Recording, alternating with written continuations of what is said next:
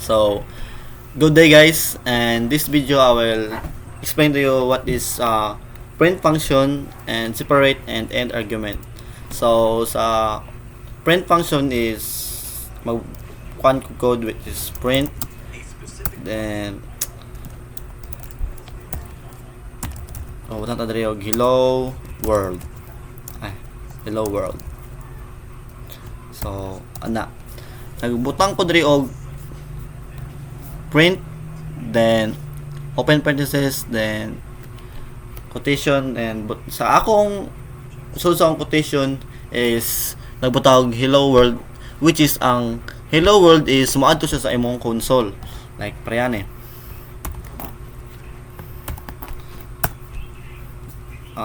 Hello world, kung sa ato pa kung unsay sulod diri sa ato ang quotation is mo siyang mo adto sa atong console. Then about diri ara pud sa ato sa gihawa na. So di apod sa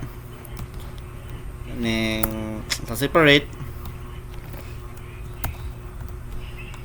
So even though diri print nabutag print, then hello comma tas hello world, nakakuan mo kay naay comma mo siya ang separate. So if ato siya gi-run, even though nga nasa comma, nakakuan gyapon na sila. So mura sa gi-separate bitaw. And sa diri sa end argument,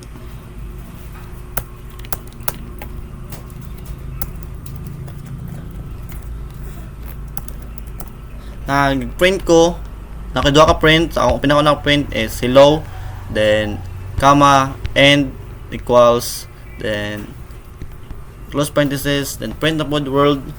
So if ato siyang i-run, even though nga duha ato ka print, dili siya ingon nga mukuan like dire hello ra,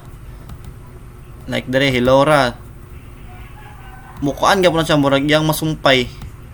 Even though nga wala siya diri sa isa, pero nagsumpay gyapon na.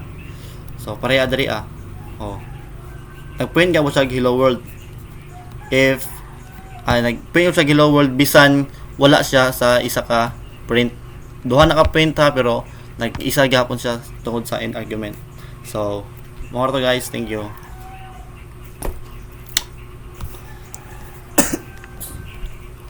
Halika rin po.